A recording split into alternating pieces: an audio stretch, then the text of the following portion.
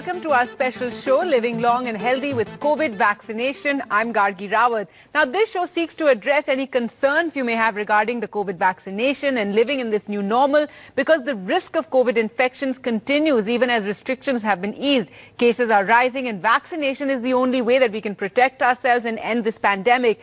We have with us experts in studio to address any concerns and questions that you may have about the vaccinations. Today we have with us Dr. Dakshita A. Padhyay, preventive diabetologist at Conquer Diabetes Clinic, Mumbai. We're also joined by Dr. Vineet Bhatia, Senior Consultant, Department of Cardiology at Fortis Hospital, Noida. Both the doctors there are joining us. Thank you so much for taking time out and, to answer all the questions that our viewers have. Dr. Dakshita, first to you, this question that we get a lot, especially from people who have diabetes, about whether the vaccine is safe for people like them. Yeah, good question, Kagi. Diabetic patients are the patients with low immunity. They are the vulnerable population. So they are the people who require vaccination. Why has government put the guidelines that vulnerable population like diabetic patients, hypertensive patient, cancer patient should receive vaccine on the priority basis? Because these are the patients who are at risk of catching COVID fast and developing complications fast. And it is as safe as normal population. You give vaccine to the diabetic patients. It's not like a prevention. Patients can get COVID after taking vaccination, but the severity of the infection will be less, and diabetic patients, the death rate comes down when they take vaccinations. So first and foremost thing, vaccine is absolutely safe. Second thing, it is definitely very much effective in diabetic patient. And third thing which I would like to mention, that you should not be stopping any diabetic medications when you are going for vaccination. Please take your insulin shot or your tablets in the morning, have good breakfast, and then go for vaccine. All right. I hope that's clarified those doubts for people. And Dr. Vineet, if you could tell us about the vaccine. Many people still don't understand enough about it. It's been, we've arrived at the vaccine in a very short period of time. So if you could explain to us how the Covishield vaccine works against the COVID virus.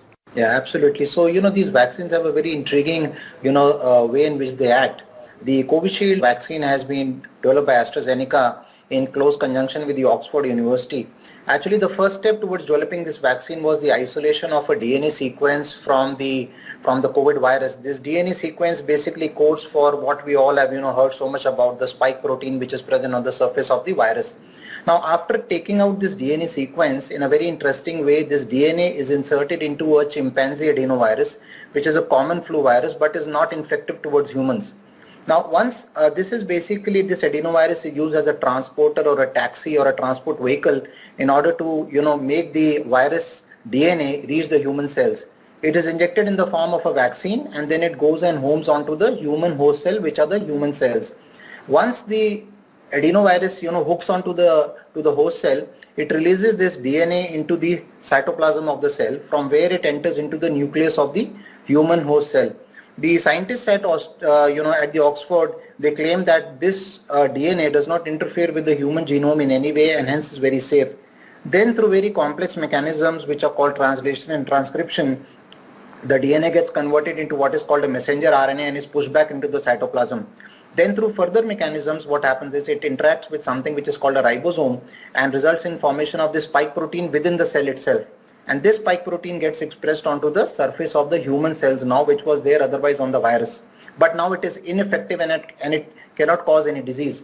Now comes the the role of the immune system of the body, which recruits certain cells which are called T helper cells, which in turn secrete interleukins and activate what are called the the B cells and the plasma cells, which create antibodies in large numbers.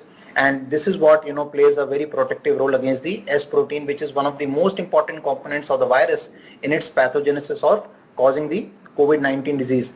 Two more cells are very important. One are the cytotoxic cells, which have the potential to kill any virus infected cells, and the second are the memory T cells, which can generate a very brisk response in case of any infection in the future. So it's an ingenious way of injecting a DNA which has been obtained from the virus and making it ineffective and using it to create antibodies in one's body. All right, thank you so much for explaining that to us so people, lose their fear of the vaccine or the fear of the unknown. Coming back to people with diabetes, Dr. Dakshita, over this last year with the lockdown and not going to the doctors as much, there's been a lack of exercise which has resulted in weight gain for people with diabetes. So what should they do? Should doses of their existing anti-diabetes medicine be changed? Yes, unless we measure, we don't improve. That is first thing what we have to remember. Now, diabetic patients, they have to keep a watch on their weight and blood sugar management. So you have to have a weighing machine and glucometer in the house. And obesity is not just risky for your diabetes, sugar control, hypertension and heart diseases, but obesity is not good for COVID as well. COVID patients who were obese, they got complications, death rates were very, very high. So from all these point of view, you have to see to it that, you should not gain too much of weight. But there is weight gain happening because of online working hours, online schooling, no access to gym, no access to parks, and a lot of junk food. Now the things have opened up. There is no access to exercise, but there is definitely access to junk food. So a lot of, unhealthy eating has led to, weight gain.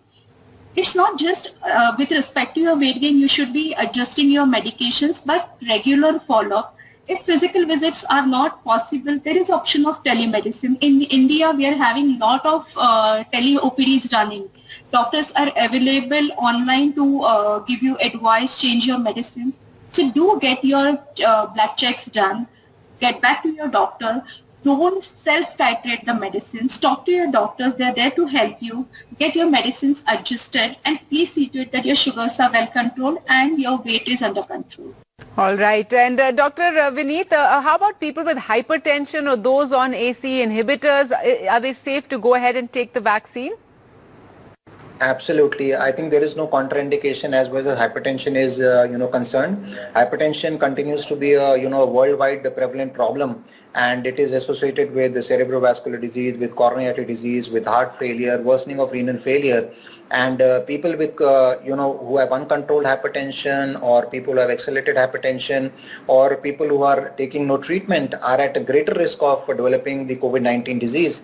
And also the complication rates are also found to be much higher. Now, coming specifically to the ACE inhibitor controversy, this actually came up as a theoretical concept in the initial part when the COVID-19 was detected, because the SARS-CoV, the virus is known to attach to certain receptors which are called the ACE2 receptors on the human cells.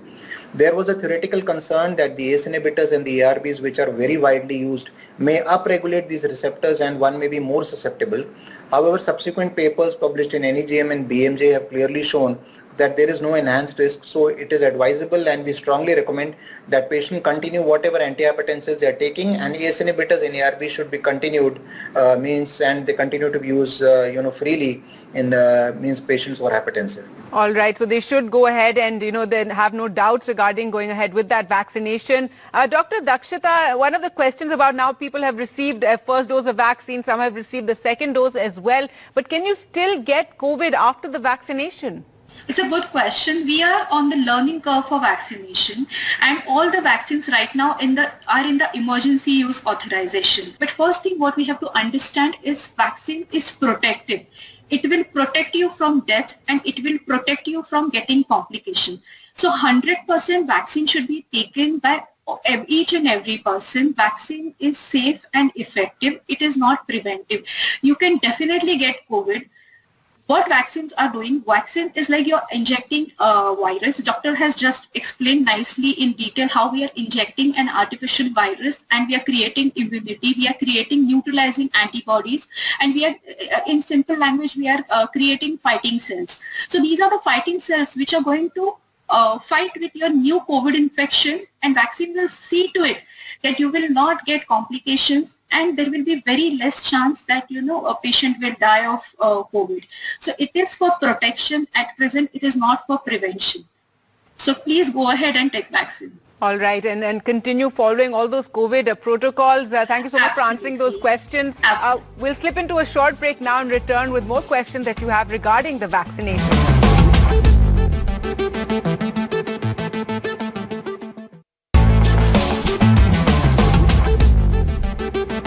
Welcome back to our special show, Living Long and Healthy with COVID vaccination. We have doctors answering all doubts, all questions that you have regarding the vaccines for coronavirus.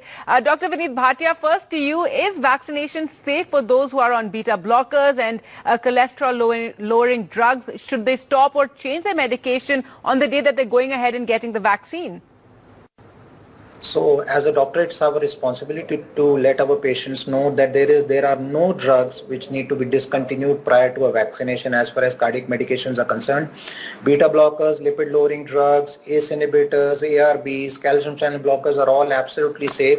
Please don't discontinue medication. We have had enough catastrophes because of people discontinuing their drugs on which they were on rather than taking them, and that has created unnecessary complications. The only caveat here is possibly a class of blood thinners which are called the oral anticoagulants, which are the vitamin K antagonists, which need to be modified according to one blood test which is called the INR. Blood thinners are also safe. If you just allow me, the blood thinners can be classified into two groups, the antiplatelets and the anticoagulants. The antiplatelets are drugs which are very commonly used. They are aspirin, clopidogrel, ticagrelor and the prasugrel. They can be used in isolation or in combination. Please continue to use them. You need not discontinue them. The only problem with the blood thinners that can be there is that there can be a slight bruising at the site of the injection, which may be more than usual. So what is advised is use the thinnest gauge needle, which is either a 23 or a 25 gauge needle, for the injection. And once injection has been given, compress the local site locally for at least 2 to 5 minutes so that a hematoma formation is the least. So these are the precautions that one has to take. Largely all drugs are safe. All right. And Dr. Dakshata, now you've said that people with diabetes should go ahead and get the vaccination. In fact, they fall in the category of people who need to get the vaccination to protect themselves. But after the vaccination, is there any special sort of recovery treatment for people with diabetes? I would say that please see to it that if possible your sugar control is adequate when you go for vaccination, because vaccination means you are injecting a virus, you're causing a muscle COVID. It may not be a body COVID, systemic COVID, but you're causing muscle COVID, you're causing a lot of inflammation or infection at the local site, and eventually you want a good immune response. For any good immune response to be created, you need good sugar control. So if possible, you should have pre-vaccination and post-vaccination good sugar control. Hydration should be good. Before you go for vaccination, your hydration should be good. And you plan your vaccination day. I would say take a day off. You relax. When you go for vaccination, go with good breakfast, carry some snacks with you. So post-vaccination, one paracetamol is advised. In children, when they go for vaccine, we take children for vaccination. Pediatricians, they always recommend good hydration and paracetamol. So there is nothing wrong in taking paracetamol.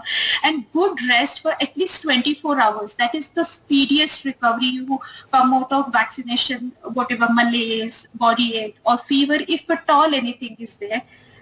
Good sugar control, good rest, adequate sleep, I would say, and good hydration. These are few things which you have to follow post-vaccination. All right. And Dr. Vineet, will the side effects of the vaccine be any different for people who have some kind of a heart condition or cardiovascular disease? Absolutely not. These vaccines are absolutely safe. There are millions of doses have been administered all over the world, and these drugs are found to be highly effective also and safe also. The pulmonary side effects are usually very mild. You can have some pain and inflammation at the site of the injection, which is in the deltoid muscle on your arm. Some people can experience some body ache, malaise, some headache also. Rarely patient can have some chills, and rarely some people can even have some mild fever also. But usually all these symptoms are self-limiting and would go away in about 24 to 36 to 48 hours. And as ma'am already said, acetaminophen or an over-the-counter means drug like ibuprofen can safely be used in such people.